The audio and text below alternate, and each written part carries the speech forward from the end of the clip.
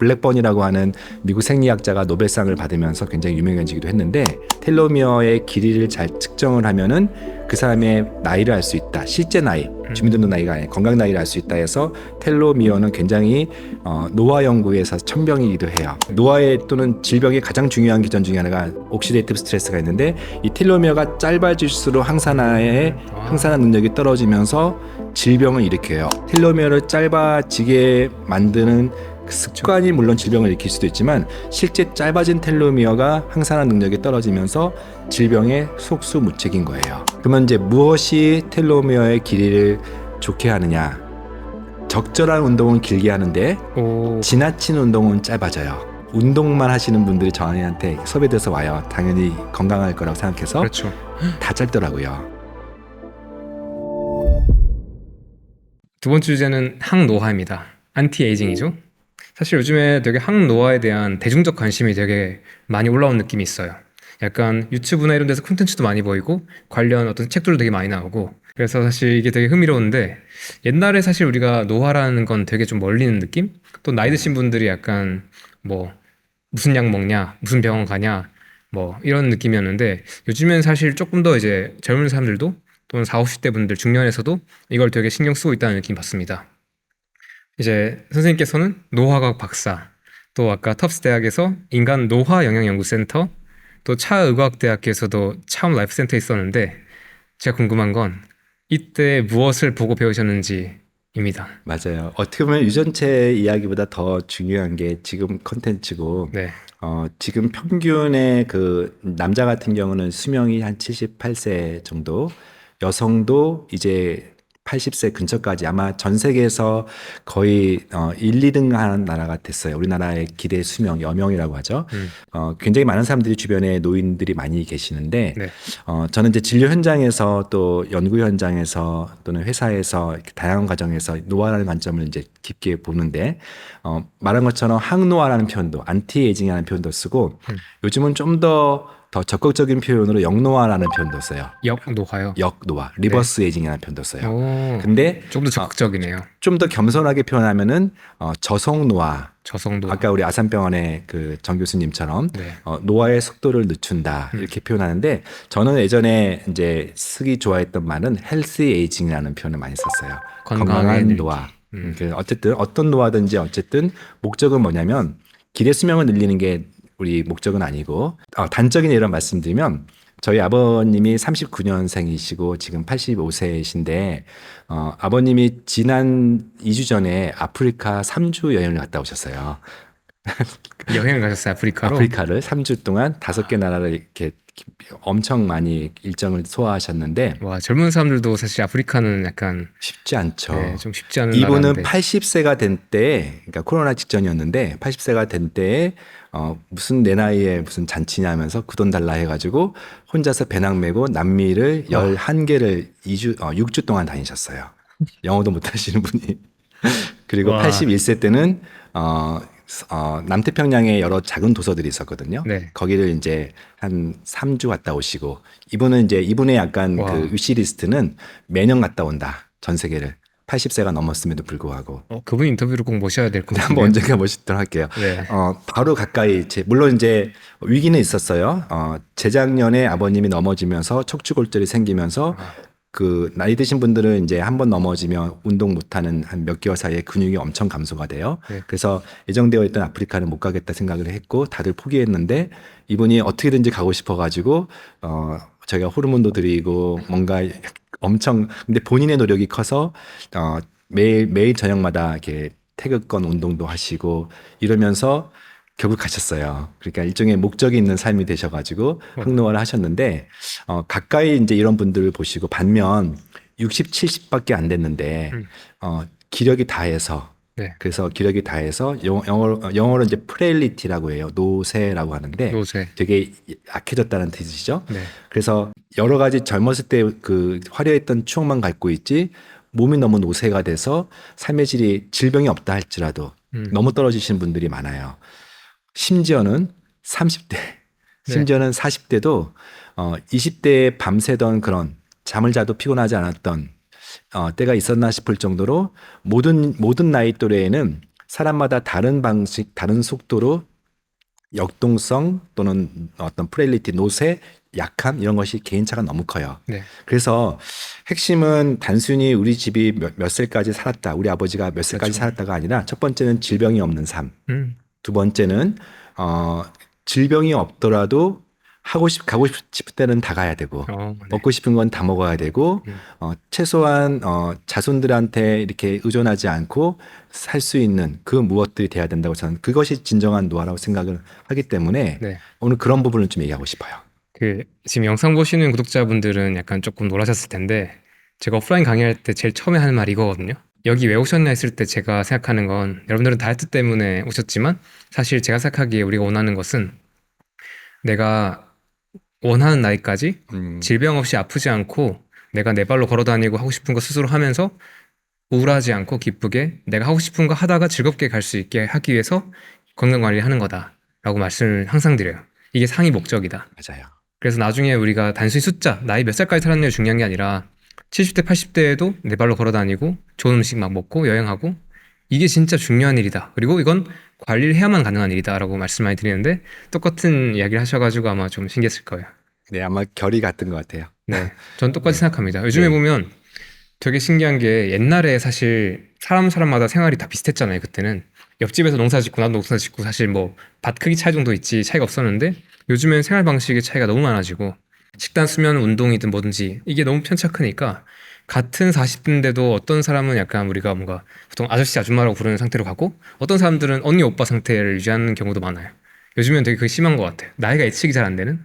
그리고 약간 60대라고 해도 어떤 분들은 너무 정정하시고 어떤 분들은 진짜 우리가 옛날에 생각했던 맞아요. 딱 할아버지, 할머니의 이미지고 이게 너무 눈에 보이고 또 대학병원에 가면 전 좀 놀라는 것 같아요. 네, 대학병원에 가면 약간 현실을 좀 확실히 느끼는 것 같아요. 네, 거긴 젊은 사람들이 많지는 않은데 있긴 있는데 여기서 약간 늙는다는 게 이런 거구나 느낌을 너무 강하게 받더라고요.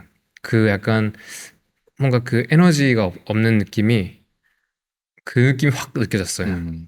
그래서 사실 이 노화라는 게 지금 우리한테 멀리 있지 않고 사실 모두가 사실 이렇게 같이 안고 있는 주제라는 느낌이 듭니다. 맞아요. 제 나이가 궁금하신 분이 있으실 텐데. 네, 사실 저는 좀 헷갈려요. 네, 나이는 비밀이지만 네. 저는 사이도 있고 제 아이가 시집을 갔으니까 어쩌면 어느 순간에 여기 할아버지일 수 있어요. 네, 그래서 젊게 산다는 거는 단순히 외모가 젊다는 뜻은 아닌 것 같아요. 네. 확실히. 그래서 분이 흔히 안티에이징 그러면 이제 피부 노화를 너무 많이 생각하기 때문에 그렇죠. 많은 비용이나 많은 시간을 사람들의 그 외모를 가꾸는데 이제 많은 시간을 쓰는데 저는 피부조차도 속이 좋아야 피부가 좋아진다고 믿고 있거든요. 그래서 진정한 노화는 노화를 보는 여러 관점들이 달 수 있을 것 같아요. 어떤 사람은 제가 말씀드린 에너지의 노화가 너무 중요해요. 이 프레일리티, 노쇠가 되지 않고 메갈이 없지 않고 활기찬, 이 활기찬이라고 하는 그 삶이 사실은 모든 노인들이 모든 이제 중년 이후의 삶들이 활기차고 싶은데 그렇지 않은 몸의 상태가 되고 설렘이 좀 없어지고 마음의 상태도 네. 더 중요한 건 뇌의 상태가. 네. 그래서 활기찬 것이 가장 중요하다. 바이탈리티라고 하기도 하고요. 이게 이제 중요하고 좀 더 구체적으로 들어가면 호르몬도 대표적으로 노화와 관련된 지표들이잖아요. 네. 그래서 호르몬들 중에 혹시 뒤에 기회가 있으면 제가 기능의학 검사 중에 다양한 호르몬 얘기를 할 텐데 호르몬의 노화는 되게 쉽게 막을 수 있어요. 호르몬을 보충하면 되냐, 안전하게 보충하면 되니까. 근데 노화를 이제 정의하는 많은 이론들이 있는데 이 쓰다 보면 달고 달아진다 해가지고 일종의 그런 닿는다 개념으로 시넨스라고 표현하기도 해요. 세포들도 오래되고 몸 조직도 오래되고 뼈도 닳고 닳는다는 표현으로 점점 이렇게 노화가 종말된다는 개념인데 그 중에 대표적인 그런 다름이 그런 영양과 관련된 다름이 있어요. 그러니까 음식을 먹어도 예전같이 소화도 안 되고 네. 또 그 모든 그 영양소들이 그 활성화되는 데는 효소들이 필요한데 효소가 또 늙으니까 그래서 뉴트리셔널 에이징 영양을 잘 보충함으로써 호르몬과 함께 가장 쉬운 처방이 가장 쉬운 방법이 자기한테 맞는 호르몬과 자기한테 맞는 그런 영양 보충이 가장 쉬운. 그래서 나이가 드시면 자꾸 영양제가 늘어나는 것들을 이해할 수도 있지만 어떻게 보면은 불필요한 과정을 또 겪는 걸 수도 있지만 그래서 맞는 맞춤 영양이 필요하다는 것도 있고요. 네. 세 번째 많이 사람들이 걱정하는 것이 커그니티브 뭐죠? 인지. 그래서 20, 30대는 뭐 정말 많은 걸 외우고 40, 50대까지만 해도 왕성한 사회생활 하던 사람들이 네. 자꾸 자신 없어지는 게 자꾸 까먹고 적절한 단어가 안 나오고 적절한 판단이 안 되고 내가 치매 걸린 거 아니야 할 정도로 많은 실수를 스스로 갖고 있는. 그래서 건강한 뇌가 되게 중요한 개념이고요. 네. 또 하나 이제 몸 자체에 갖고 있는 구조가 있잖아요. 네. 그 중에는 대표적인 게 뼈. 네. 근데 그것이 나이가 들면 특히 여성들은 골밀도가 감소하는 방식으로 쉽게 다 정말 잘 살았는데 골절돼서 그 다음부터 망가진 사람도 있단 말이에요. 그리고 요즘은 골밀도 못지않게 근육량이라고 하는 근감소, 영어로 sarcopenia라고 하는데 이런 어떤 스트럭처, 어떤 우리 몸의 뼈대와 어떤 기존 그런 어떤 유지를 하는 그런 구조들의 노화도 있고 네. 또 하나 많이 간과하고 있는 것들이 마음의 노화예요. 중요하죠. 마음의 노화. 이 부분을 이제 아마 언젠가 우리 또 김조한 교수님이 잘 다루실 텐데 네. 너무나 많은 중년 이유가 마음이 우리가 보면 이제 불혹이라는 표현도 쓰고 더 이상 그 웬만한 유혹에 흔들리지 않기는요. 40, 50대가 되면 너무 쉽게 상처받고 예전에 상처가 해결되지 않은 것이 자꾸 악화돼서 너무 화를 잘 내고 있고 네. 또 어떻게 보면은 너무 우울해지고 또 설명치 안 되는 우울은 아닌데 너무 무기력해지는 여러 신경 전달 물질과 관련될 수도 있는 그런 또는 뇌의 그런 어떤 브레인의 문제일 수도 있지만 그런 마음의 노화 물론 또 현실적으로는 질병이 안 생겨야 되니까 혈관의 노화 그래서 염증, 콜레스테롤, 어떤 석회 또는 동맥경화증 이런 과정 속에서 흔히 심근경색, 뇌경색뿐만 아니라 다양한 어떤 진한 그 장기들이 이 혈류 공급이 안 되는 이런 혈관의 노화. 그래서 보는 관점에서 노화를 다양하게 우리가 볼 수 있고요. 네. 그리고 다양한 지표들이 있는데 이거를 총체적으로 보는 단 하나의 지표가 텔로미어라고 해요. 이 유전 관련해서 많이 등장했던. 네, 다시 또 DNA 얘기를 하는데 앞서 우리가 유전체 하면은 염기, 뭐 글자, 염색체 이런 게 있는데 텔로미어는 그게 아니고 DNA의 한 파트이긴 한데 미어는 유전체라는 뜻이고요. 네. 텔로는 끝이라는 뜻이거든요. 그래서 DNA 염색체 가닥에 맨 끝에 붙어 있는 그 위치가 텔로미어라고 해요. 그래서 텔로미어는 나이테처럼 나이가 들면은 변화가 되거든요. 그래서 텔로미어의 길이를 잘 측정을 하면은 그 사람의 나이를 알 수 있다. 실제 나이, 주민등록 나이가 아니라 건강 나이를 알 수 있다 해서 텔로미어는 굉장히 노화 연구에서 천병이기도 해요. 블랙번이라고 하는 미국 생리학자가 노벨상을 받으면서 굉장히 유명해지기도 했는데 텔로미어는 ATAGCG라고 하는 6개의 염기가 무한 반복되는 게 그 끝에 있어요. 근데 그게 한 6,000개 정도가 있는데 해마다 24개, 20개에서 30개 정도가 감소가 되는데 그 감소의 속도가 사람마다 달라요. 그래서 텔로미어 길이를 재면은 노화의 종말을 예측할 수도 있고 그래서 텔로미어를 보면은 그 사람이 얼마나 잘 살아왔는지 또 왜냐면은 텔로미어 끝에 이 유전체 염색체 끝에서의 사람들이 이 끝에까지는 그 기능을 몰라 하는데 그러나 그 끝의 기능은 엔티옥시던트 개념이에요. 그래요? 텔로미어가 강하게 염색체를 이렇게 보호하고 있으면 산화 물질에서 나를 방어해 주는데 항산화. 네. 근데 그러니까 노화의 또는 질병의 가장 중요한 기전 중에 하나가 산화 스트레스라는 옥시데이티브 스트레스가 있는데 이 텔로미어가 짧아질수록 항산화 능력이 떨어지면서 질병을 일으켜요. 텔로미어를 짧아지게 만드는 습관이 물론 질병을 일으킬 수도 있지만 실제 짧아진 텔로미어가 항산화 능력이 떨어지면서 질병의 속수무책인 거예요. 그렇죠. 그래서 저는 이제 텔로미어 검사를 진짜 많이 해봤었고 요즘은 이제 그 텔로미어 검사 회사가 없어져가지고 제가 잠시 검사를 안 하는데 텔로미어 검사는 굉장히 간단해요. PCR로 그 특정 구간의 길이를 재면 되기 때문에 매우 간단하고 제가 예전에 차움에 있을 때 저희 차움 멤버들이 되게 열심히 운동하고 어쨌든 처음에 가입했을 때보다 저희들 만나면서 잔소리도 듣고 또 주변 사람들 다 운동하니까 운동도 하고 담배도 끊고 좋은 영양소 먹으면서 사람들이 건강해지는 것을 제가 여러 지표를 보는데 실제 차움 데이터를 보니까 일반 다른 병원의 텔로미어의 길이의 비해서 차움이 훨씬 더 길어요. 음, 그래서 나이로 환산하면은 음, 2살 정도가 젊더라고요. 음, 그래서 아마 최근에 언제 한번 텔로미어를 잴 수가 있으면, 네. 왜냐면 지금 좀 이따 말씀드리겠지만 모든 지표들이 굉장히 좋거든요. 아, 참고로 이제 저희가 네. 인터뷰하기 전에 그 병원에 가서 할 수 있는 검사들을 거의 다 했거든요. 맞아요. 항산화 능력도 해봤고. 그 결과들을 지금 가지고 계십니다. 네, 같이 좀 이따가 3부 쪽에 말씀드릴게요. 그래서 네. 실제 텔로미어는 건강 지표라고 할 수가 있는데, 네. 그러면 이제 무엇이 텔로미어의 길이를 좋게 하느냐? 그건 아까 제가 후속 유전학 때 네. 강조했던 것과 똑같은 거예요.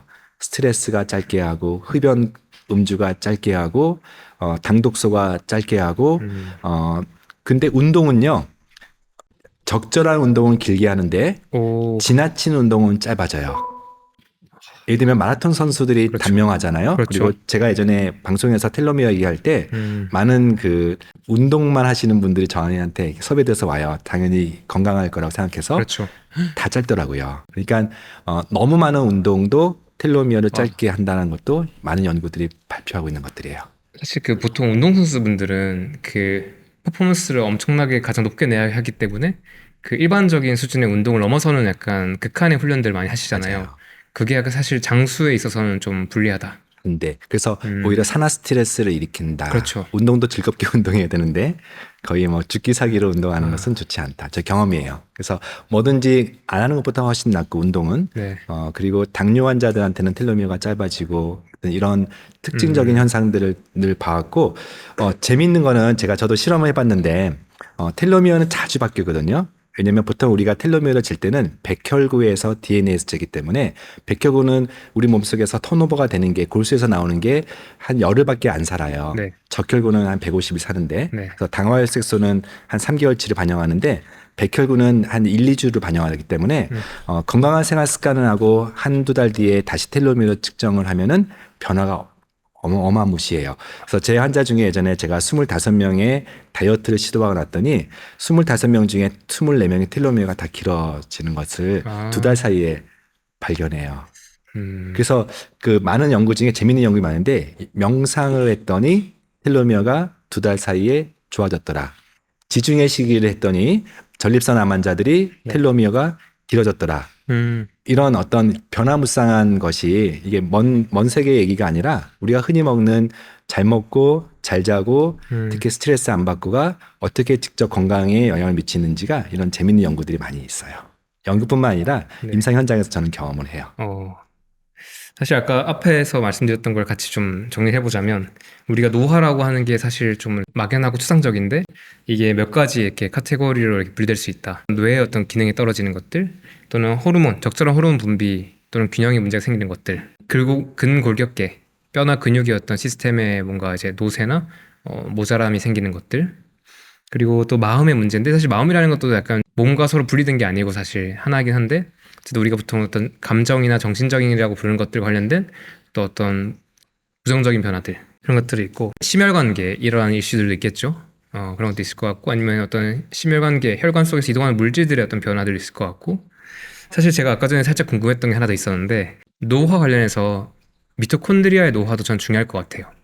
사실 미토콘드리아라는 게 우리가 보통 이제 에너지 공장으로만 알고 있는데 이 미토콘드리아도 어떻게 보면 노화에서 제일 중요할 수밖에 없는 게 에너지를 만드는 것이고 또 다양한 신호 체계를 또 어떤 영향을 미치는 되게 중요한 저는 곳으로 알고 있는데 미토콘드리아의 노화라는 건 어떤 것이며 어떤 식으로 우리한테 영향을 미치는지 궁금합니다. 네, 너무 중요한 주제이고 네. 사실은 또 맥을 같이 하는데 네. 우리가 그 이제 세포 안에 핵이 있으면 하나가 이제 옆에 미토콘드리아라고 조그만 이렇게 타원형으로 좀 있는 그 구이 일축한, 보실 거예요. 네. 약간 길쭉한 네. 마치 강낭콩처럼 생긴 강낭콩이요? 네. 네. 미토콘드리아는 말 그대로 에너지 공장인데 네. 이게 노화의 어떻게 보면 주범이 될 수 있어요. 주범이 될 수 있다고요? 오히려 우리가 공장이라는 것은 생각해 보시면 네. 물건을 생산하잖아요. 네. 그러니까 예를 들어서 어느 지역에 우리 자랑스러운 공장이 딱 있어요. 삼성 반도체 공장이 있을 수 있고 어떤 신발을 만드는 공장이 있을 수 있어요. 모든 사람이 그 공장에 세워졌을 때는 박수치고 환호하고 좋았는데 관리가 안 되면 그 공장이 오히려 오염수를 만들고 노폐물을 만들고 대기 환경의 주범이 되는 그래서 평상시에 공장을 잘 관리하고 음. 관리한다는 얘기는 이렇게 생산물들이 나올 때 집어넣은 것이 있으면 잘 나와야 되잖아요. 공정의 어떤 효율성이 높아야 되는데 먹는 게 있으면 ATP라는 에너지를 만드는 그 효율성이 높아져야 되는데 네. 많은 경우에 미토콘드리아가 기능이 떨어져요. 많은 그 전달체계 효소들이 나이가 들면서 같이 떨어지거나 아니면 유전적으로 어떤 사람은 특정 아까 MTHFR처럼 네. 또는 어떤 사람들은 특정 음식들이 계속 안 들어오니까 생각보다 영양소들은 굉장히 다양한 음식 통해서 들어와야 되는데 좋아하는 것만 먹는 저희 한 세대 전에는 다 같이 이렇게 앉아서 식탁에서 좋든 싫든 다 먹어야 되는 시대에서 특정 영양소 그래서 특정 영양소는 반드시 결핍되게 돼 있어요. 근데 그중에 상당 부분이 미토콘드리아를 활성화시키는 코엔자임 네. 또는 코팩터라는 이름으로 비타민과 미네랄들인데 그렇죠. 그런 것들의 흡수가 또는 아예 들어오지 않는 그런 식생활 구조에서 미토콘드리아 기능이 급격히 나빠지면서 동시에 공장이다 보니까 기능을 못할 뿐만 아니라 생산물을 못 만들 뿐만 아니라 그것이 산화 스트레스, 그 ROS라고 하는 산화 스트레스는 대부분 미토콘드리아에서 만들어져요. 그래서 잘 관리하지 않은 공장은 오히려 그 지역사회의 골칫덩어리가 된다는 것이. 그래서 미토콘드리아 관점에서 노화를 바라보는 것이 사실은 이런 다이어트 또는 생활습관 관점에서 할 얘기가 너무 많죠. 미토콘드리아 기능이 떨어졌을 때는 사실 미토콘드리아에서 나와야 될 것들이 못 나오는 문제가 하나 있고 두 번째는 이 공장이 돌아가면서 만들어지는 그 배기가스 그것이 이제 활성산소 또 맞아요. 리액티브 옥시즌 스피시즈인데 그것들이 또 과하게 만들어지는데 처리되지 못하고 또 다른 곳들의 노화에 영향을 미치는 맞아요. 문제를 만들겠네요. 그리고 또 예를 들어서 에너지가 부족하면 그만큼 우리가 활동을 덜 하게 되거나 음식을 더 대충 먹게 되고 제대로 못 먹게 되고 그게 다시 또 노화를 촉발시키고. 네. 그러면 이제 원장님께서 생각하시는 어떤 헬스 에이징 그것은 무엇이며 어떻게 하면 우리가 그렇게 잘 늙을 수 있을까요? 네. 사람들이 종종 원장님 안티에이징 하려면 어떻게 해요? 그래서 이제 기대치가 다 있는 거죠. 네. 네, 저도 이제 환자들이 처음 내원하시면은 저는 다양한 증상들을 가지고 이제 오시는데 그 중에는 대개는 만성 피로는 기본으로 있으니까 제가 환자한테 약속을 항상 해요.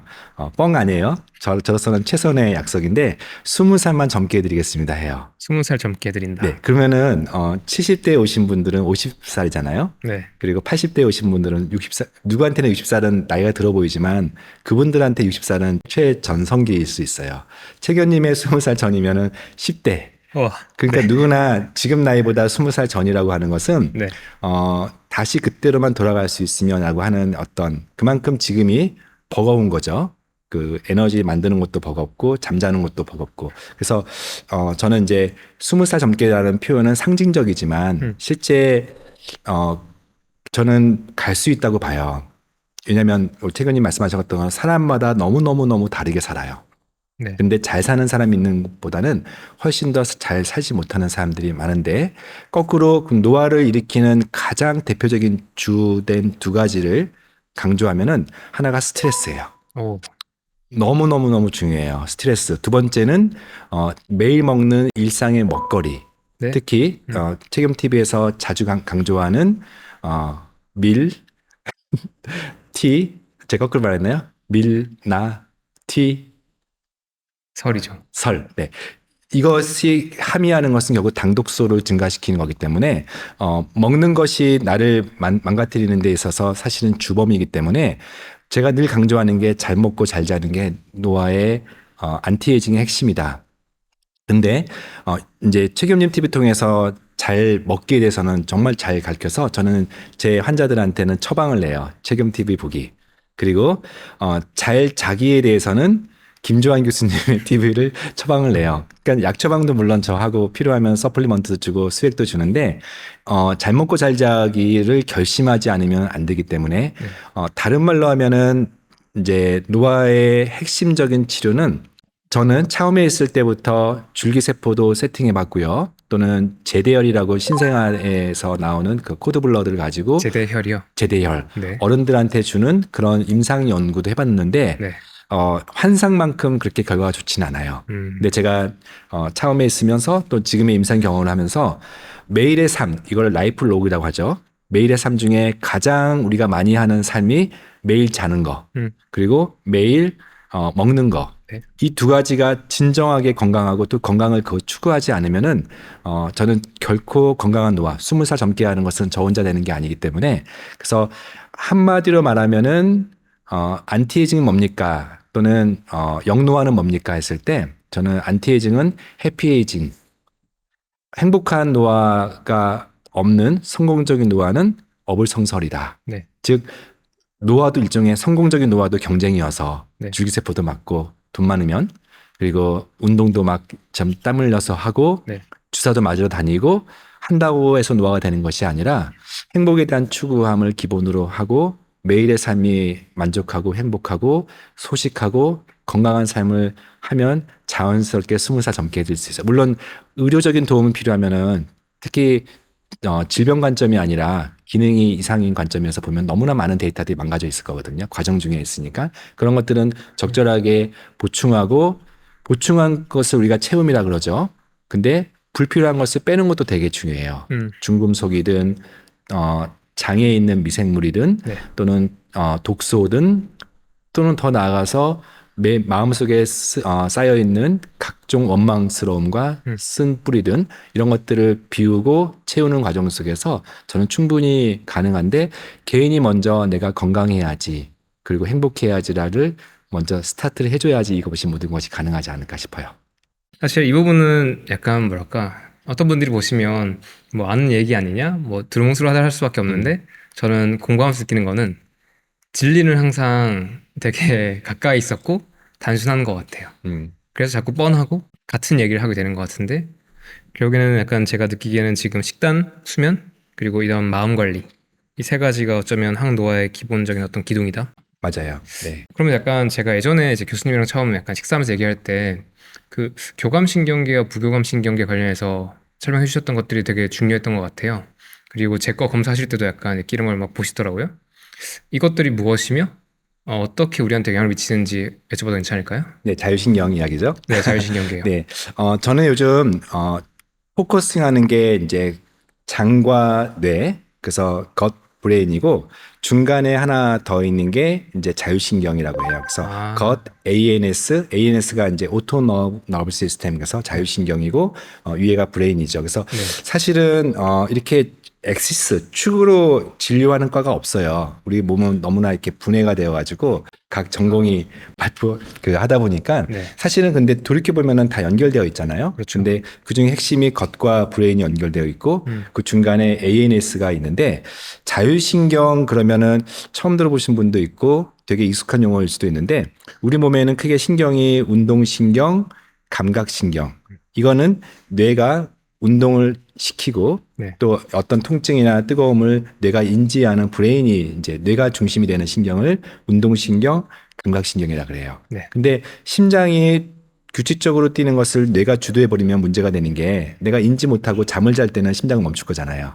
그래서 스스로 움직이게끔 시스템이 되어 있는 것을 자율신경, 소화도 제가 막 명령한다고 소화되는 거 아니잖아요. 그렇죠. 알아서 우리 신체 리듬에 맞게끔 소화되고 소화 안 됐을 때는 유산 분비를 멈추고 이런 것들이 다 자율적으로 움직인다 해서 자율신경인데 왜 그러냐면은 자율신경의 시작점은 뇌가 아니라 척수거든요. 아, 그렇습니까? 네. 예를 들면은 척수 중에 이제 우리가 흉추가 있고 네. 요추가 있죠. 척추요. 네, 경추, 흉추, 요추가 있는데 네. 흉추 지점부터 자율신경이 연결돼요. 아. 환자분들 중에 이런 증상 있는 분들이 있을 거예요. 두근거린다.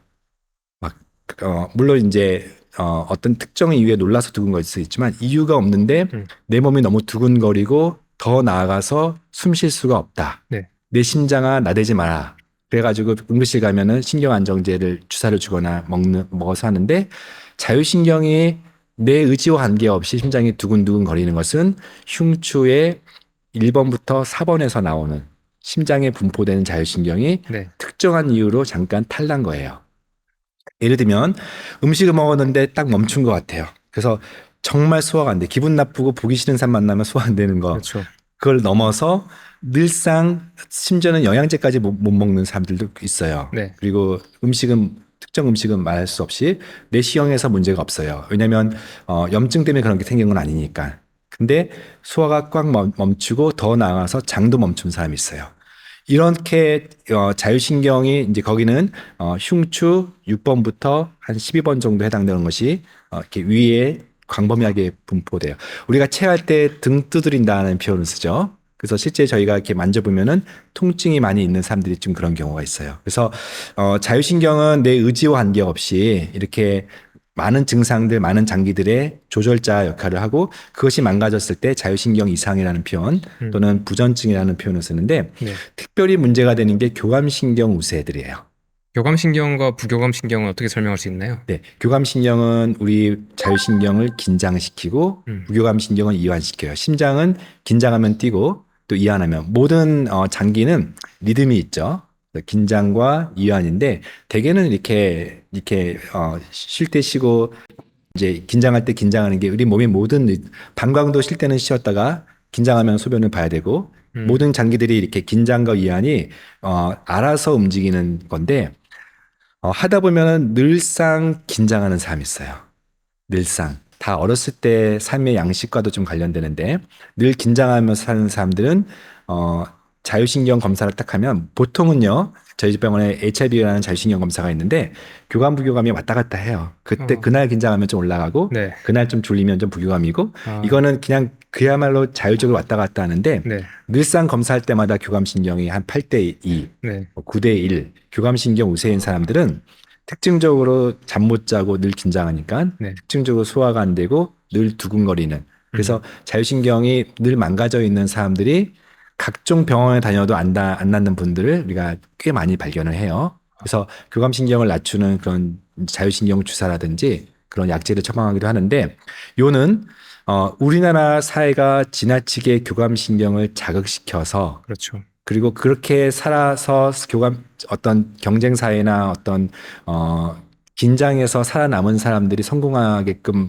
만드는 그런 시스템을 갖다 보니까 특히 어렸을 때 불안한 엄마 밑에서 불안한 아이들이 그것이 마치 긴장하면서 퍼포먼스를 잘 내면서 보상을 받는 그런 시스템. 그렇지 않았을 때 엄청난 그런 힘든 것을 경험했을 때 아이들의 정서가 불안으로부터 출발되면서 늘상 그래서 이제 근데 그게 퍼포먼스는 좋아지니까 단기적으로. 긴장하고 미리 공부하고 미리 미리미리 다 이렇게 얼러트하니까 일종의 시험도 잘 보고 칭찬받으니까 다시 또 열심히 하려고 하다 보니까 성공한 사람들이 꽤 많아요. 네. CEO들, 의사들, 저도 교감신경 우세입니다.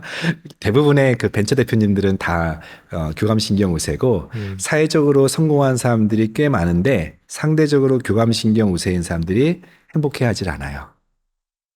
사실 성취와 별개로. 네, 성취 자체가 행복을 주는 것 같지도 않고 또 성취에는 더 큰 성취를 가진 사람과 비교하는 삶이 있고 자기는 교감신경은 늘 긴장하고 질서를 가져야 마음의 평안, 기본 백그라운드가 불안이니까 내 불안을 잠재우기 위해서 미리 예측되고 어떻게 보면은 계획대로 딱딱딱 진행돼야 되는데 그것이 되지 않았을 때 좌절감의 깊이가 너무 크거나 아니면 그것을 만들기 위해서 주변 사람들 너무 괴롭히면서 다시 그것이 자신한테 부정적 피드백을 받아서 가정이 망가진다거나 아니면 회사에서 굉장히 인간관계가 어려워지는 사람들일수록 그 위치까지는 누가 봐도 잘 올라갔으나 성공했으나 행복하지 않은 어떻게 보면 헛똑똑들이 이 사회에 너무 많은 것들이 좀 단점인데 교감신경 우세들 보면 제가 안타까워요. 왜냐하면 저도 교감신경 우세였고 저도 유일하게 제가 잘못하는 게 숙면을 취하지 못해서 제가 중간중간 깨거든요. 생각을 많이 하는 스타일인데 네.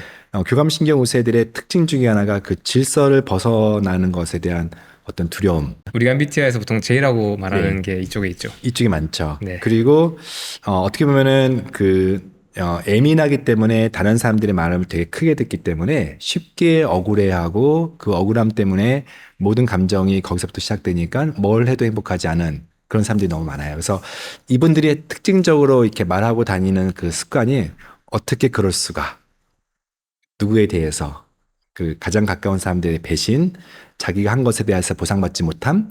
그래서 늘상 그럴 수가 달고 있는데 제가 늘 얘기하는 얘기가 단어 하나 바꿔서 그럴 수도 라고 한번 해보세요. 왜냐면 의사가 아무리 신경안정제를 주고 아무리 자율신경 주사를 줘서 안 쳐도 그렇죠. 그 사람들의 마인드셋이 바뀌지 않고 늘 피해자고 늘 억울하고 늘 많은 사람들이 나를 만족시키지 않는 방향으로 흘러간다고 하면은 정말 쉽지가 않아요. 그래서 그럴 수도라고 하면서 특히 자율신경은 명령으로 좋아지지 않는 신경이다 하지만 생활 습관, 특별히 생활 습관 중에 그런 뇌 건강, 우리 김장 교수님이 말씀하시는 뇌 근육을 강화시키고 음, 그리고 마음 소통을 넓혀서 그리고 상황을 그것만 보지 말고 우리가 때로는 이 앞이 안 보이면 뒤를 돌아보면은 인생이 그럭저럭 잘 흘러왔던 모든 삶들 결코 내 계획대로 진행되지 않은 게 훨씬 더 잘 됐고 내 의지보다 사람들의 우연히 들어오는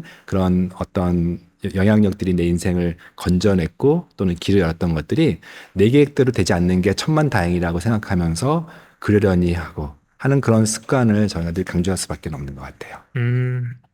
그래서 보통 김주환 교수님이 이제 채널에서도 많이 강조하시는 어떤 방법들이 우리가 그 결심한다고 단순히 생각한다고 우리가 자율신경계를 바꿀 수는 없지만 우리가 호흡하는 것들 네, 또는 명상 또는 산책이나 전투 훈련 같은 것들 이런 움직임을 통해서 우리가 이것들을 다른 방식을 통해서 조절할 수 있고 맞아요.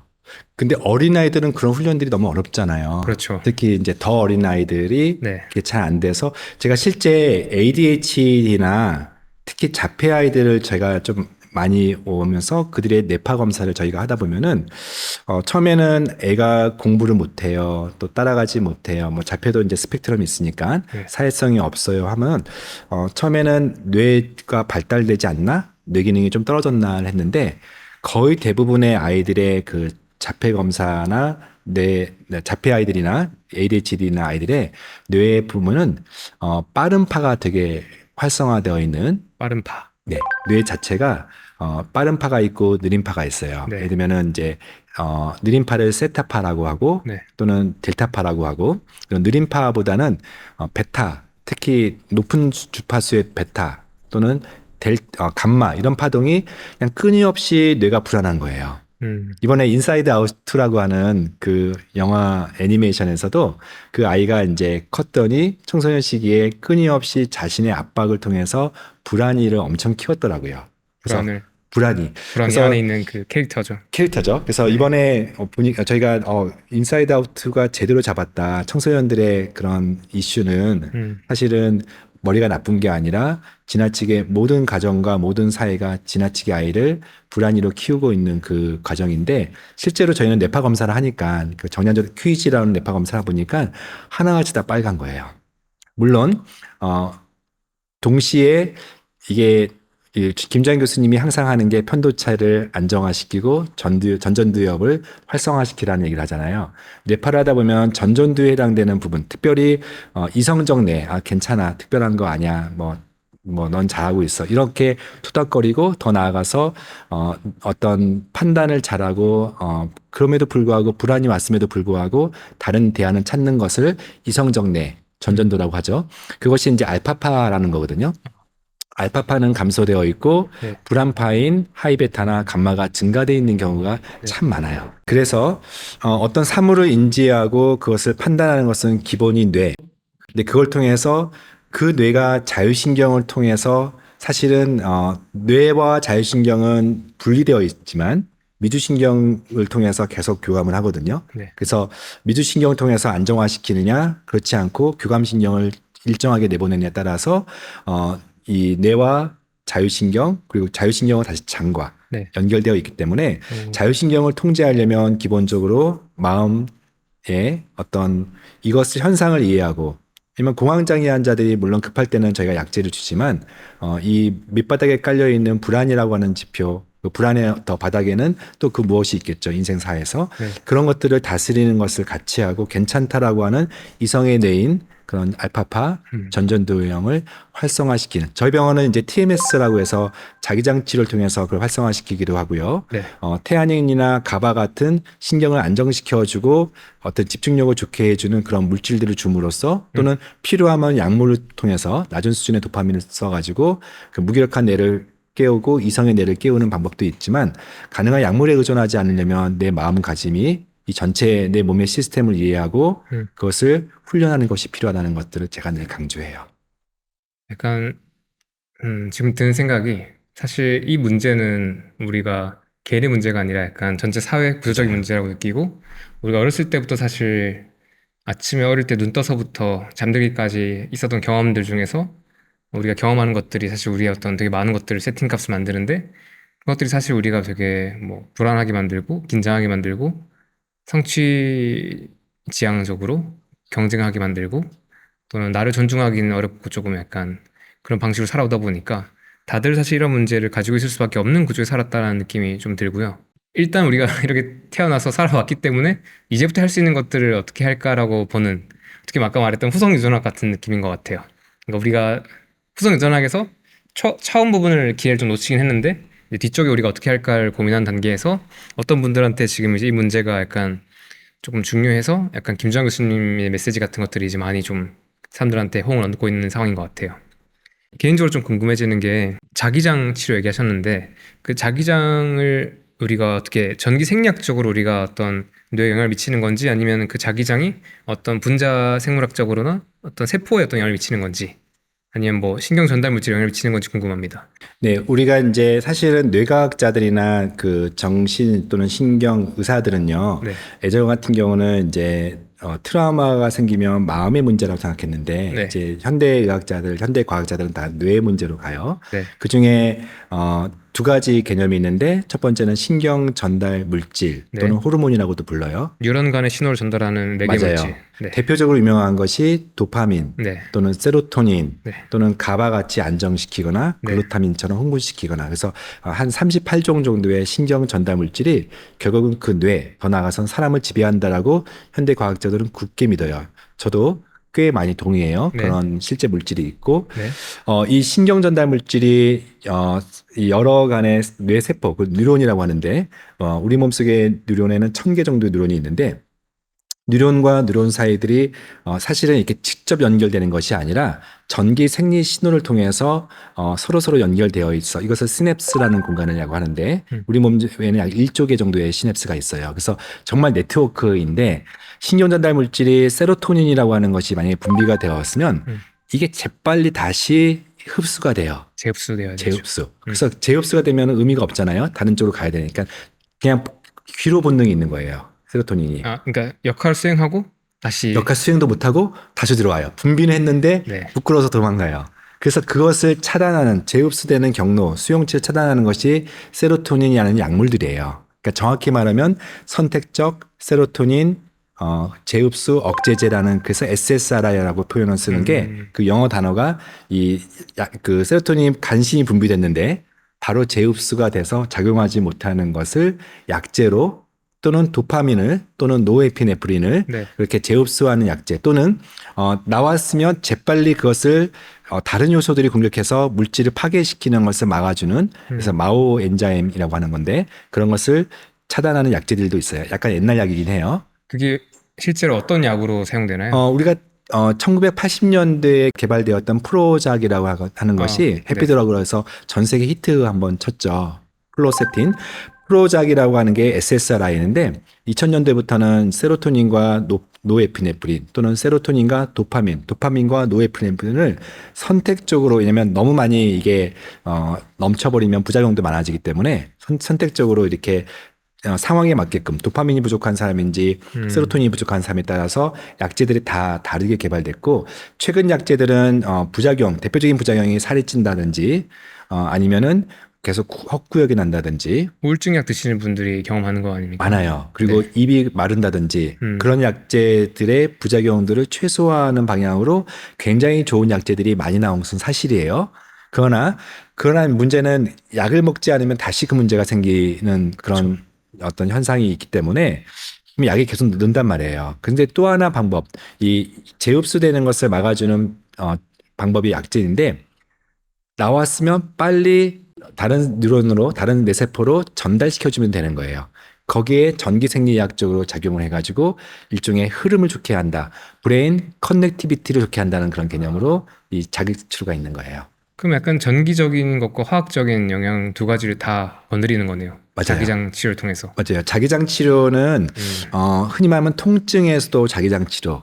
네. 우리가 이제 의사들이 조금 더 많이 훨씬 많이 익숙한 게 생화학적 기반의 치료거든요. 그렇죠. 특히 양리학적 기반의 치료. 근데 거기에는 그게 메인 기전이기도 하지만 다국적 제약이 그런 약들을 많이 쏟아내서 약에 좀 의사들을 어떻게 보면은 의존하게끔 만드는 그런 교육 시스템도 하나 있어요. 근데 저는 우리 몸이라는 것은 그런 어떤 생화학적 기전, 양리적 기전이라고 하는 그 밑바닥에는 어떤 세포와 DNA 이런 어떤 기존에 알고 있는 시스템, 생화학적 시스템만 있는 것이 아니라 상당히 우리 몸은 파동이라고 하는 것에 근본 시스템이 있어요. 이것을 이제 물리학적 개념으로 따지는 것들, 그중에 특별히 양자 물리학적 개념으로 이해하면은 간신히 이해가 되는 그런 현상들이 있어요. 의사들이 공부를 안 하는 분야이고 사실은 많이 발전되지 않았는데 그러나 은근히 의료 현장에서는 이 파동을 이용해서 하는 진료 행위가 꽤 많아요. 진짜요? 근데 이제는 약간 어. 옛날 같았으면 이 양자 이거 약간 이상하다. 양자의학이라고 얘기해버리면 양자의학이라는 개념이 있나요? 네, 퀀텀 메디슨이라는 개념이 아. 부분적으로 있어요. 아, 근데 워낙 퀀텀 물리학 네. 이것이 너무 강력해서 다만 이제 지난번에 오펜하이머 같은 영화들이 이제 나오니까 네. 사람들이 양자 역학을 이해는 좀 했죠. 요즘에 이제 약간 대중적으로도 이제 양자역학에 대해서 이제 이상하게 보진 않고 이게 맞아요. 이제 새로운 되게 중요한 무언가라고 이해하시는 분들이 많죠. MRI 원리를 의사한테 물어보잖아요. 네. 대부분 잘 몰라요. 뭡니까? CT랑 달리 네. CT는 이제 렌트겐이라고 해서 엑스레이를 이렇게 단층화시켜서 그냥 촘촘하게 찍는 것 엑스레이를 CT라고 하거든요. 컴퓨터로 이렇게 계산해 가지고 네. CT도 비슷하게 또 통 속에 들어간다고 해서 MRI가 같은 원리는 아니에요. M이라는 것은 매그네틱이에요. 자기장. 네. R은 리소넌스라고 해가지고 공명이에요. 그렇죠. 벌써 또 이제 어려워지죠. 자기장 공명. 네. I는 이미지. 네. 그러니까 우리 몸이 어떤 통 속에 자기장이 발생되는 자석통성에 들어가면은 우리 몸 속에 있는 고유 파동이 리조넌스 서로 부딪힌다는 개념이에요. 공명한다는 얘기인데 예를 들면은 뼈의 공명이 다르고 심장의 공명이 다르고 위장의 공명이 다르기 때문에 한번 쑥 들어가면 이미지로 각 장기들이 그려지는 것이 MRI의 원리예요. 근데 같은 폐여도 암이 생기면 공명이 달라져요. 네. 장기. 같은 유방이어도 암이 생기면은 그 암에 생긴 그 조직의 공명이 달라져서 MRI 상에서 암이 보이는 거예요. 그러니까 파동이 달라지는 거죠. 파동이 달라지는 거예요. 네. 그래서 파동이라고 하는 관점, 공명이라는 관점에서 진단이 나와 있고 치료도 주파수 치료라는 거, 고주파 치료라는 거, 통증이라든지 아니면은 요즘 암 환자들한테 굉장히 솔깃한 뉴스, 세브란스 병원에서 중립자 치료한다. 어떤 큰 원 속에 마치 우리 우주과학 연구하시는 분들의 그런 어떤 가속 중립자 가속기를 통했는데 그 안에 한번 쑥 들어왔더니 암이 없어졌다. 이거는 기존의 그 수술 칼을 들고 암을 잘라내거나 복강경으로 암을 제거하는 그런 관점과는 차원이 다른 관점이거든요. 이게 보통 암 치료할 때 뭐 화학적 물질을 이제 넣어서 약간 다 같이 죽이는 방식도 있고. 맞아요. 그 항암제라고 하죠. 그리고 약간 감마선을 쬐기도 하고. 맞아요. 그것도 어떻게 보면 감마선도 네, 이제 그렇죠. 지금 말하는 그런 중입자 치료의 먼저 좀 약간의 원시적 형태라고 할 수가 있겠죠. 그래서 하고 싶은 얘기는 생각보다 많은 치료의 방법이 있고 네. 그중에 아까 시냅스라는 공간은 액션 포텐셜이라고 하는 전기적 생리가 되게 중요한 부분인데 네. 약물만 있는 것이 아니라 이런 TMS라고 하는 자기장 치료를 통해서 그런 브레인 커넥티비티를 증가시킨다. 뇌의 연관, 즉 시냅스의 구석구석을 활성화시켜서 세로토닌이 필요한 곳으로 빨리 움직이게 하는 것을 TMS라고 해서 실제 약물 치료하지 않았는데 TMS만 해서 그렇지 않은 분에 비해서 우울증을 개선시키거나 불안증이거나 또는 브레인 포그 같은 증상들을 개선시켰다는 논문들이 정말 이제는 많아지고 있어요. 그 떠오르는 게 하나 있는데요. 네. 제가 그 어렸을 때 책을 잘 안 읽었었는데 책을 되게 좋아하게 됐던 계기가 베르나르 베르베르의 뇌라는 소설인데요. 그 소설에서 약간 핵심 났던 줄거리 중에 하나가 어떤 천재 체스 기사가 있는데 그 사람이 나중에 알고 보니까 왜 천재가 됐을까 했을 때 뇌에다가 전극을 이렇게 연결시켜가지고 그 전기적 어떤 보상이나 이런 걸 통해서 뇌의 어떤 활동들을 엄청 높여가지고 이제 했던 이야기가 생각나요. 그게 이미 18세기에는 정신과적 치료가 없을 때 네. 약물 치료가 없을 때잖아요. 네. 약물 치료는 1950년대부터 발견됐으니까 네. 그때 ECT라고 해서 네. 전기 고문을 했어요. 뇌에다가 실제 심지어 뇌 이거 뚜껑을 열고 실제 뇌에다가 전기를 꽂아가지고 고문을. 고문이라기보다는 자극, 아, 일렉트로닉 샥이라고 해요. 네. 그래서 ECT라고 하는 치료를 딱 했더니 간질이 멈추고 또는 악성 우울증이 좋아졌다는 그런 유럽의 논문들은 굉장히 많아요. 지금도 해요. 지금도 일부 병원에서는 ECT를 하는데 그것이 이제 간질 발작을 일으킬 수 있거나 조금 누가 봐도 좀 끔찍하니까 그것에 어떤 TMS라고 하는 실제 적용 가능한 그런 범주로서 나왔다고 보시면 될 것 같아요. 사실 이야기를 빠지면 안 될 것 같긴 한데 네. 제가 너무 가고 싶어서 네. 한 가지만 더 여쭤보고 싶은데 그러면 이제 양자의학이라는 것은 지금 어떤 쪽을 좀 보고 있나요? 매우 아직까지는 소수. 마치 이제 양자 물리학에 처음 태동했을 때 50년대에 기존의 상대성 이론에 충실한 또는 뉴턴 과학에 충실한 물리학에서는 2단 취급받았잖아요. 그런데 그것이 이제 수소포탄도 만들고 핵포탄도 만들면서 그 위력을 보여줬던 것처럼 저는 이제 양자 역학이 의학 쪽에서 발전하려면 여러 가지 많은 논문들이 필요하고 어떤 임상적인 좀 오랜 그런 축적이 필요하는데 그래도 말한 것처럼 MRI 원리라든지 또는 수술방에서 소독기구를 이렇게 씻는 살균제 이런 거는 어떤 어떤 처리 그런 물질적 처리 통해서 주는 게 아니라 파동을 통해서 파란 빛이 나는 그런 자외선 멸균기를 통해서 없애는 것. 그런 것들이 이미 이제 조금씩 이 파동이 진단도 하고 치료도 한다는 것들이 나오고 있는 시점이고 이제 그 중에 정신과 영역 중에는 TMS라고 하는 부분이 있어서 저는 충분히 무궁무진하다고 봐요. 잠시 다시 좀 돌아와서 네. 약간 장 얘기로 가야 될 것 같은데요.